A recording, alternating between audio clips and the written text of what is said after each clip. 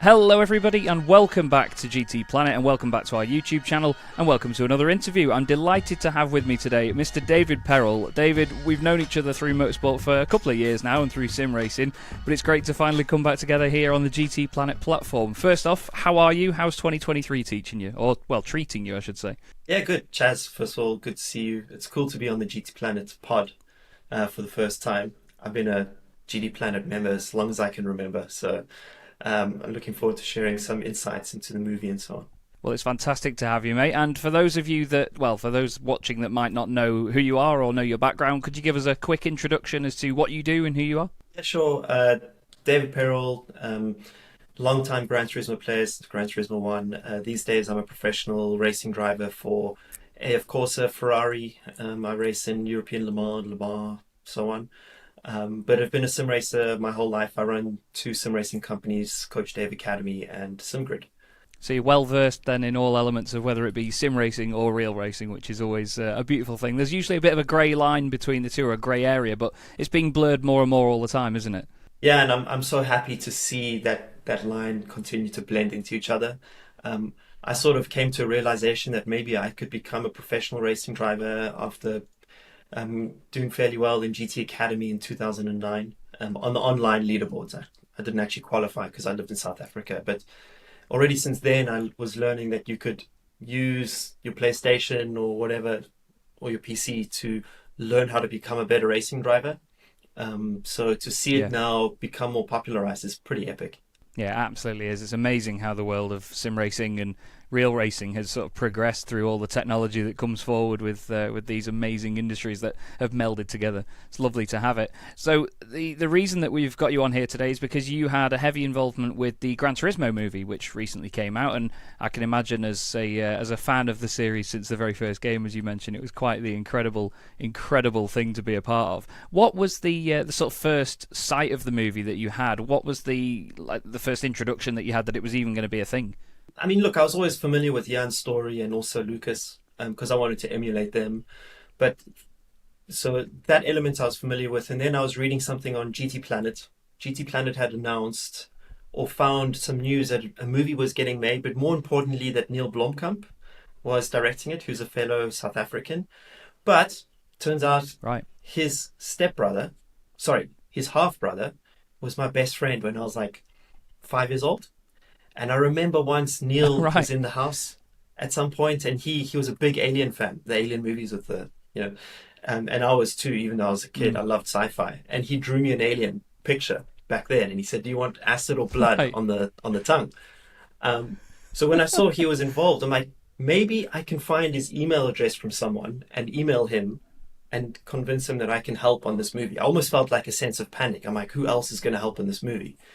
And he replied within 5 minutes. I got his email address through family friends, and he replied relatively quickly. He didn't know who I was. He did his first video call with me was like a vetting process to see like who's this David guy, and he was asking me questions about his half brother. But then 2 days after that, I was on a call with producers, and shortly after that, I was started to get involved in the movie. That's incredible. It's amazing how quickly things can move sometimes, because I suppose with a lot of massive projects like this, I mean, the massive project is a huge understatement, I know, but a lot of the time with this, when there's moving parts, it can be a lot of tick boxes that make it all come together along the way, but sometimes you never realise how quickly they can move behind the scenes, do you?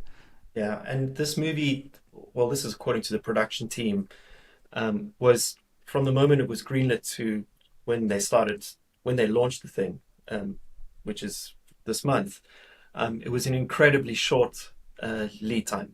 Usually they have 2 years. This only had 12 months, or just over 12 months. Wow. And like the pace in which they had to move and like sign things off and so on was insane. And just from my side, like learning what it takes to make a movie, Chaz, I'm not going to do this again. That's for sure. Well, that was going to be one of my questions, actually, as to whether you were thinking about this could be another sort of branch to the amazing tree of a career that you've got at the moment. It's just it's whether you sort of reach out into that or not. So I suppose not then. No, I mean, it is cool to have been involved, and like I've developed some strong relationships with people in Hollywood, which is bizarre for me, for those words to come out of my mouth. Um, but it was never my ultimate dream to make movies or anything. However, it is insane to see sim racing in a Hollywood movie. Like, to me, that is like Mm. one of the coolest things ever. Yeah, absolutely. It's just nuts. Again, that sort of blurred line, isn't it, between sim racing and real racing, and how far it can go and how far it can be taken. It's remarkable. How early on was it that you got involved with the film then? So were you in it from when it was being literally written, or was it just a case of the production side of things? Pretty much a week after that first GT Planet article, which was, I think, June or July last year, maybe even May. And then Right. like the first thing I got involved with was speaking to the script writers, just to Hmm. give them some anecdotes about real racing because they hadn't yet ironed out certain elements of the script. And I can share like one thing in the movie, Jan has brake failure and crashes into the wall with glazed brakes. That was an extension of a story that happened in my life where I had brake failure and Right. the team didn't believe me, and then they needed someone else to prove that there was brake failure, and then that person proved there was brake failure, and then the team legitimized me, so on. Um, but Right. what I was trying to encourage him to do was use something in the game that was more oriented around setup, but like the diffs or the dampers, Hmm. things that I used to tune in Gran Turismo, which helped me become better as a professional racing driver. But that doesn't come across in real life so much. Like the audience isn't going to understand what a differential is. So the original Yeah. plan was for the diff to be the narrative, but it was too complicated. So they used this that the brakes were glazed. Right, that's interesting to hear actually. But again, that's the thing. There's so many little fine details that can be tweaked even along the way in a massive movie like this. You know, there's so many moving parts to it. It's not. I suppose it's quite different when you include cars and machines and other elements like racing itself, which in it, well, it's its own complicated, massive industry. There's a lot of avenues you can go down, but and again, another interesting point that you raise is that the audience might not know. It's quite a minefield, isn't it, to make a racing film that appeals to the nerdy ones that know all the stuff about diffs and Yeah. about glazed brakes and whatever, but you have to also make it a movie just for the people that might not know that as well, so they can remain, I don't know, they can relate to it a little bit more, can't they? When I was on set, I kept saying, Neil, we can't have shots where the guy puts his foot down and then the car goes because everyone's full throttle. Yeah. And I was like fighting over that all the time. And he's like, yeah, but how do you tell the regular audience that he's pushing? You Yeah. can't. Yeah. Like braking later doesn't come across. Yeah, it doesn't. So a lot of like the Hollywood tropes that drive us real racers crazy. Some of that they can't avoid. And for example, the glazed brakes. We know that you can't really feel that in a sim, but how else do you tell that to an audience who's never played a sim, who's never been in a racing car, who doesn't know even what their suspension Yeah. looks like? And those things you have to oversimplify quite a lot for there to be a watchable story for the regular person. Yeah, that's it. It's making sure that it appeals to everybody, I guess, and that's always a hard Yeah. thing to do. And you mentioned putting their foot down a bit harder and just going quicker. I always use it as a reference to that, which was, I think it was in Le Mans '66, where they're Yeah. going down the Mulsanne straight, and it's one of the Ferrari drivers. They're like All of a this. sudden, he's got a little bit more travel in that pedal, and it's just, Yeah. I watched that, and I had to put my hand in my mouth. It was just I know, like, but no, you haven't unfortunately, gone and that's how done it that. goes. So what can we Yeah, do? But it was still cool. Like, the chase cam yeah, that's in the movie, like that fixed chase cam, that Mm. was after like sending Neil a whole bunch of different camera angles from Gran Turismo very, very early before we even started Right. filming anything. And I was like, hey, maybe like they think he can switch camera angles, which we didn't. We tried to film it, but it didn't quite come Mm. through. And like, there's a lot of cool stuff that was cut from the movie. Like all of the Gran Turismo stuff was actually done in post, but we coached Right. all of the actors and they raced each other without crashing. We got Oh, them right. to a level where they were chasing tenths of a second amongst themselves at Goodwood. Um, as well as That's awesome. Archie, who plays Jan. When he's in that cafe, we had proper racing going on with difficult AI, and he overtakes the cars at the finish line. Hmm. And it was a coincidence. It happened to be that way. I was shouting in the background like 3, 2, 1, brake, turn left, da da da. And we had all of that cool footage, but they couldn't get it across in the movie. So we ended up Yeah. reshooting all that stuff. Like there's elements where I was literally using a remote control um, in post production because my steering wheel was broken and they were recording like spins and so on. Yeah. So there was a bunch of stuff that we tried to get in there. Like one more is when he goes through arcade mode to invite his friend in. It's Hmm. because when we were shooting the lobby mode, we couldn't get it done quick enough. It was taking too long on the set.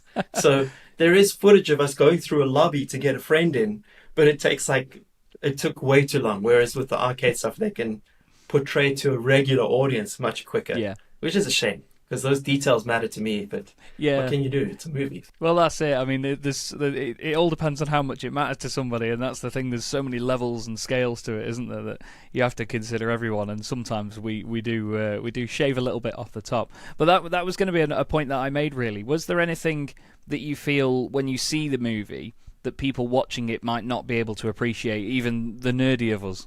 Yeah, so like, the actors were actually in those cars moving at 200 plus kilometers per hour because of the way that they designed these rigs that sat in. So the stunt drivers were also driving these prototypes, but they were sitting on top of the car and the actor was inside of the car. That stuff was pretty crazy to shoot on the day that no one would ever appreciate.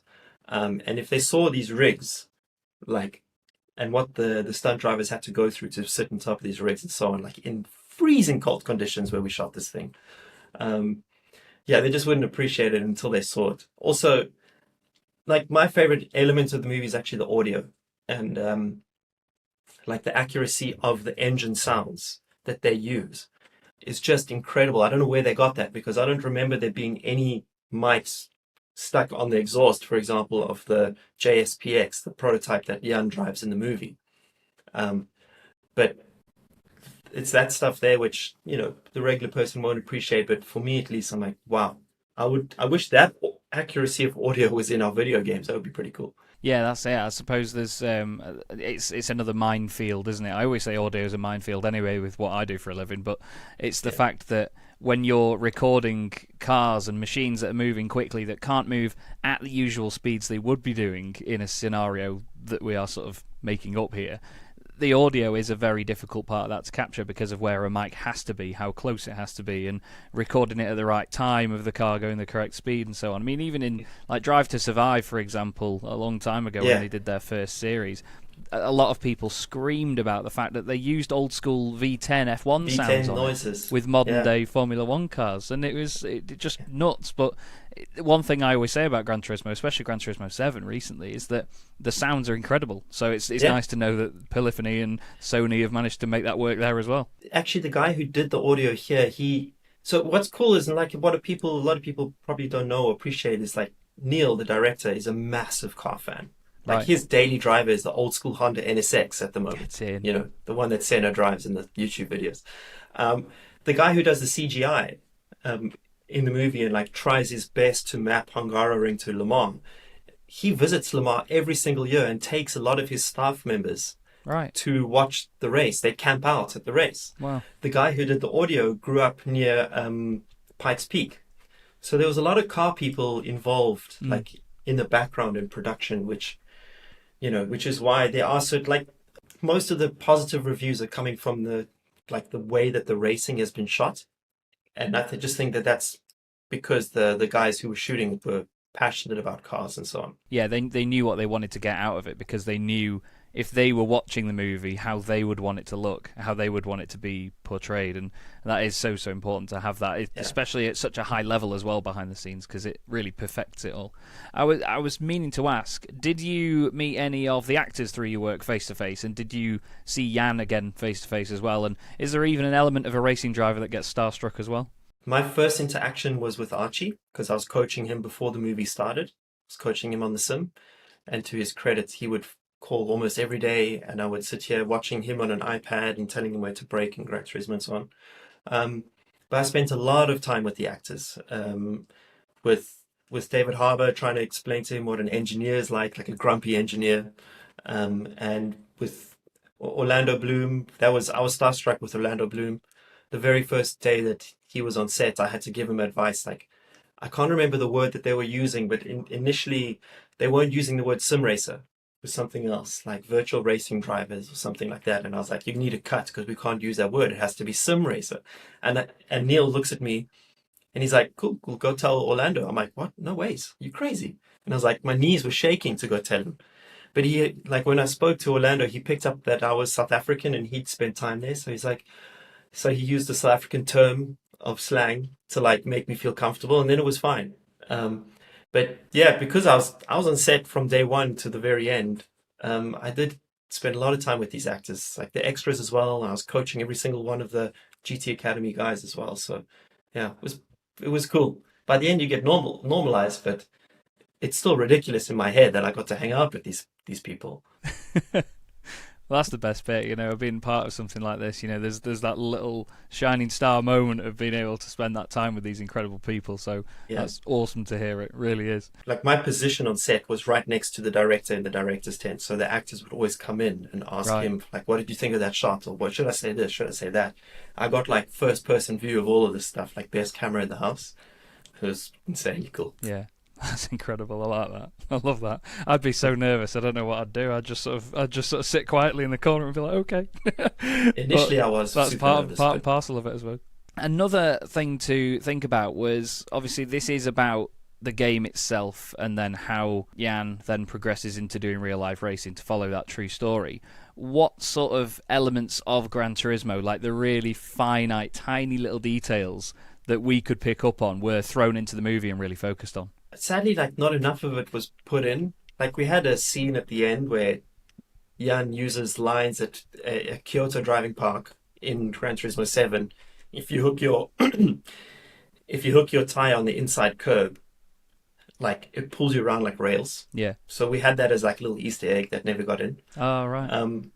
But yeah, there was stuff like the chase cam is a big one. The helmet cam, which is you just see it for like 2 seconds. It's not even a helmet. Jan Mardenborough, the real Jan Mardenborough, was wearing like this almost like spandex thing with like a makeshift like mount for the camera right next to his head. Right. And like when he was sitting in the prototype, he was driving like sort of like because the prototype has headrests like that. He had to like lean forward and like get the camera into a specific angle, just so we could achieve the driver's eye look that you get in Gran Turismo.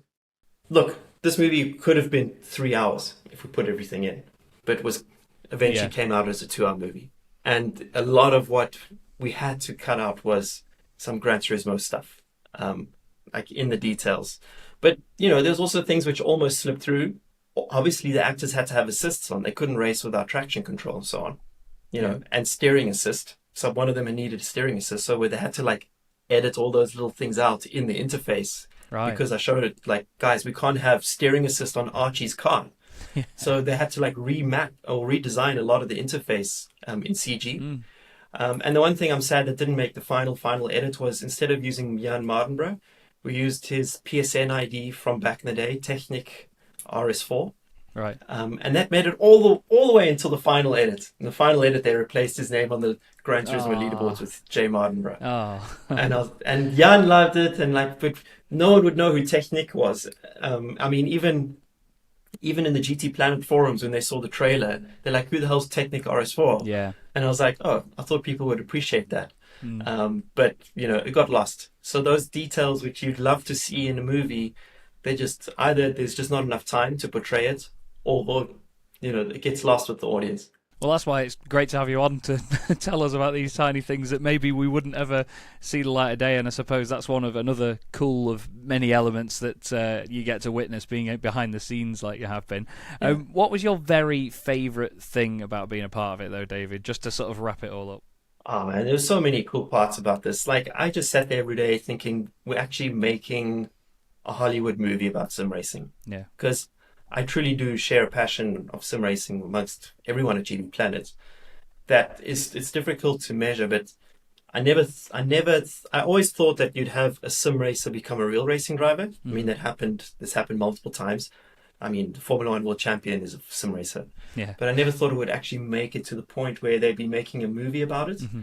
And yes, the sim racing element is only in, let's say, the first third of the movie, but it's there. It forms the basis of the story. And to me, even when I went to go watch it for the first time, it's just cool. It's just so cool. and getting to experience what it's like in the movie making world is mental. There's a moment, if anyone pays attention, I'm in the movie as well, doing a cameo at a dinner scene, sitting next to David Harbour. So I was on the actor side for a night. That was surreal. Meeting Jan properly, spending time with Jan Mardenborough, was epic because he won GT Academy when I'd kind of given up on racing. I'd already done the GT Academy 2 years prior.